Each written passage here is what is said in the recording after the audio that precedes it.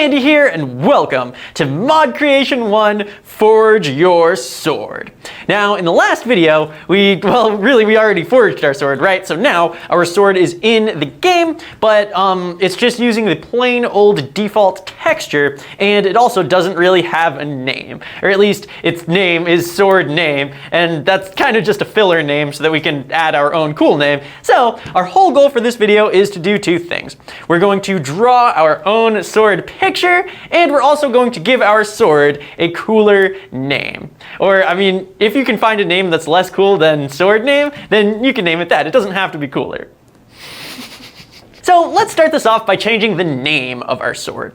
So there's one file in our project that basically controls the in-game name of all of the stuff that we're gonna make. So that file is called enus.lang. So let me show you where that actually is. So we're gonna go into src/main/resources. So over here in the package explorer, it's gonna be under src/main/java. In fact, we can actually close that just by clicking the arrow over here, and src/main/resources is the one that we're looking for. So let's click the arrow next to that.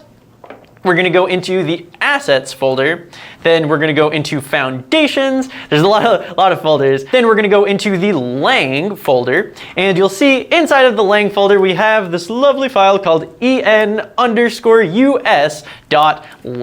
So let's double click on that file to open it up.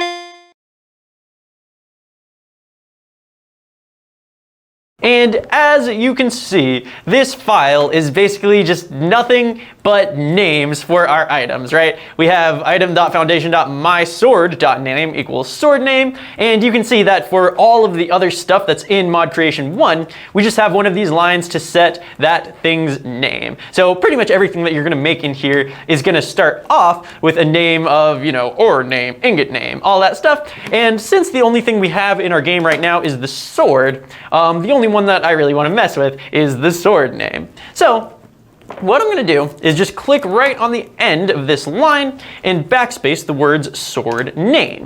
Now, when you're doing this, you're going to want to be careful to not backspace too far, because everything over here, everything all the way up to the equal sign, should stay exactly the same. If we change this, like if I just backspace part of this, then all of a sudden the name won't actually show up the way that it should. So make sure that you just leave everything before the equal sign the way it is.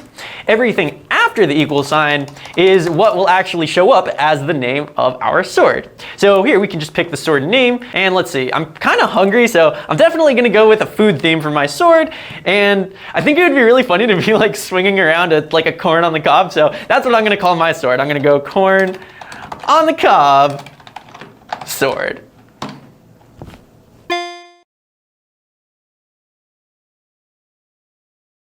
And with just this one little change, we should be able to see our sword in game now be called whatever we name it. So let's go ahead and test this out just to make sure it works. So first of all, we're going to want to make sure that we save enus.lang. So let's just come on up to the save button, or of course you can press save all. Since we only have one file open, these two buttons will actually do the exact same thing. So let's just make sure to save our file and then run Minecraft. And of course, now we're just going to give it a hot minute to figure out how to launch Minecraft. All right, Minecraft is up and running. Let's go into single player, and I'm just going to keep on playing in Andyland because I already have my sword in my hand, so it should be super easy to test. And as you can see, my sword is now named the Corn on the Cob sword. So that's a step in the right direction, but as you can see, my sword clearly is not a corn on the cob, and I'm too hungry to even handle that right now. So let's go ahead and open up the texture for our sword so that we can color it the way that we want. So I'm gonna just close out of Minecraft by hitting escape and then Xing out right up here. So in order to open up our sword texture, let's go ahead and figure out where our sword texture actually is. So we can come over here to the package explorer, And since we already have src/main/resources open and we already have assets open, we're already kind of halfway there. So this textures folder right here is where all of the textures for everything in our mod is. So our sword texture is in there. So I'm going to click this arrow to open up the textures folder. And since our sword is an item, we can find that in the items folder. So let's open this one up. And right in here, mysword.png is what we're looking for. Now, if we just double click on this picture right now, it'll open that picture using Eclipse. So as you can see, it kind of just opened up a new tab and you can see the actual sword picture just all teeny up here in the corner. But this doesn't let us edit the picture at all. So we're gonna want to use Pinta to open this picture. So let me show you the easy way that we can get this picture open using Pinta right here from Eclipse. So if we just right click on the picture that we're trying to open, or if you're on a Mac, I believe that would be a control click. So just right click and that will open up this box here. And then the choice we're looking for in this box is up at the top. It says open with. So scroll over open with, we'll come over here to the side and we're looking for other. So we'll click on other and that should bring up this box. It says editor selection at the top, but really this box is just trying to figure out what program we want to open our picture with.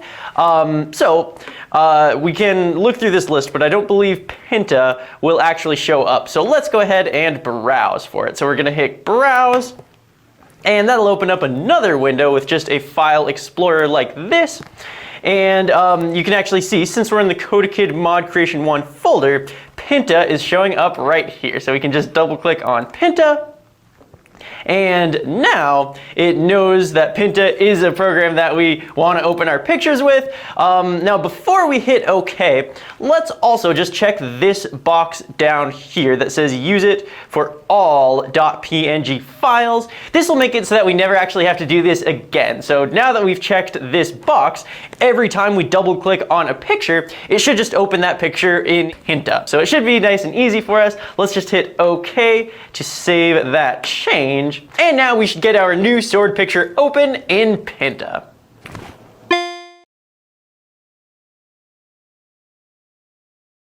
So once you open your sword in Pinta, it should show up all teeny tiny like this. So the first thing we're probably going to want to do is just zoom in so that we can actually kind of see what we're doing. There's two different ways to zoom in using Pinta. You can either come up here to the magnifying glass up at the top like this and click that. That'll zoom it in. And the other way to zoom in that I kind of like to do is by holding down the control button on your keyboard. And then once you're holding control, you can just scroll the mouse wheel and that'll actually just zoom in and out also. So however you want to do it, let's just get zoomed into this picture and now we can start actually editing it. Now there's two main tools that I'm going to be using to edit my sword, and those tools are the pencil tool and the eraser tool. Kind of makes sense, right? So first of all, let's come over to the left bar here. So you'll notice this bar that says tools, and here's where we can pick what tool we're using. Now I'm going to start off with the pencil tool. So it's the one that looks like a pencil. I'm just going to go ahead and click on that. And once you click the pencil tool, you'll notice that you can now start coloring in individual pixels on this picture. Now, probably one of the most important things that you're gonna need to know how to do in Pinta is undo whatever you just did. Because, for example, right now, I just scribbled all over my picture, and this is not what corn on the cob looks like, right? So I don't wanna have to go redraw my sword, I just wanna undo my scribbles. And we can do that really, really easily just by coming up to this yellow back arrow right up here. If you hover over it, it'll say undo. That's exactly what we're looking for. You can click this button as many times as you want, and it will always just keep undoing whatever you did. So if you click it enough times, your picture will just get all the way back to the way you started. So now that I have my pencil tool all ready to go, I can pick what color I'm drawing in over here in the palette. So, you know, just pick whatever color you want to draw in. Since I'm trying to make corn on the cob, I'm gonna, of course, use this yellow. And let's start making some kernels. Now, I'm not exactly sure what a good corn on the cob looks like, so we're gonna be figuring this one out together. But I'm thinking if I make like a grid like this, and then these ones that are gray in here, if I make that just like a little bit darker of a yellow. So let me pick this one over here.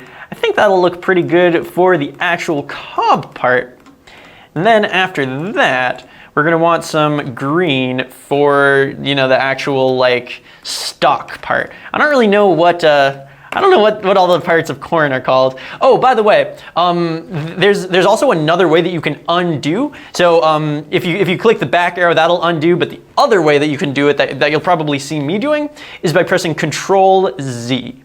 Those both just do the exact same thing. It's both just the undo feature of Pinta. So if you press Control Z, that will also just undo whatever you just did. You might find that a little bit easier. It doesn't really matter which one you use. So let me just go ahead and finish coloring in this corn. And now I'm gonna switch over to some green to fill in the planty bit.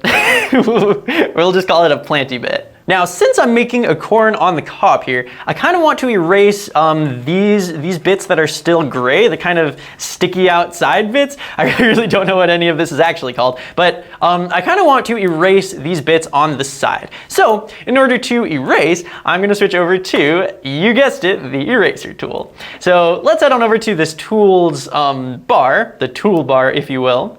And right over here, you'll find the eraser tool. I'm just going to click on that to switch to the eraser tool.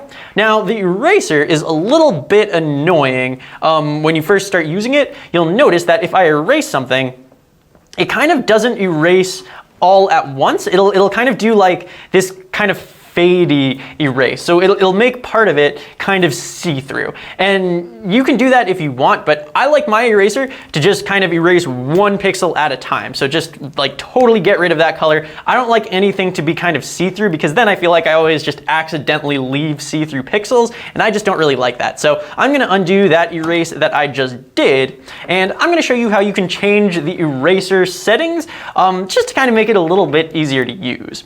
So if we come up here to the top, you'll notice this this little drop down that says brush width, and I like to just turn that down to 1. This will just make the eraser smaller. So now it'll only hit 1 pixel at a time. I'm gonna undo that. The other thing that we can do, which will stop it from kind of halfway erasing a pixel, it'll make it so that nothing can get left transparent, is if we come up here and change this squiggly line. So if I click this little arrow here, you'll see that the two options are called anti-aliasing on and anti-aliasing off. And anti-aliasing off is what I want, at least. This will make it so that just the entire pixel gets erased all at once. And you can see that now that I switched it to anti-aliasing off, I'll be able to just erase 1 pixel at a time.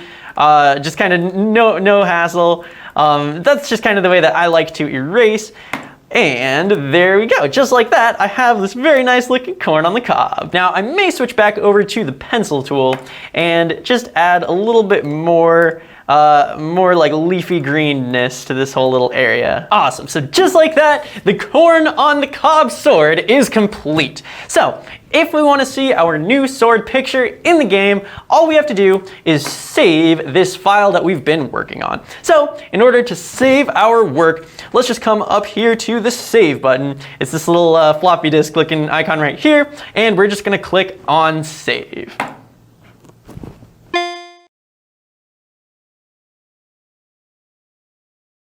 And by the way, an easy way to tell if you've already saved is there will be a little asterisk, a little star by the name of your file up here at the very, very top. So see, if I make a change, if I just draw a little line in here, there'll be this little star next to mysword.png, and that means that this file is not saved. And if I hit the save button again, you'll see that asterisk go away. And of course, I don't really want this line here in my corn on the cob sword, so I'm actually going to undo that and save it one more time. And now my sword is back to the way I want. So if I want to see the sword in action, all I have to do is run Minecraft. So let me just open up Eclipse and hit run. Ooh, okay, I'm actually kind of glad that this happened because this is an error that you'll probably see, and it's really kind of like, it's a scary error, just like launching client hasn't, oh, my game won't run, but it actually is the easiest error in the entire world to get around because all it wants you to do is click somewhere in your code. So if I just click OK to this, like, all right, it's fine, you had an issue, you crashed, let me just click anywhere in my code, like literally just click somewhere and then run it again.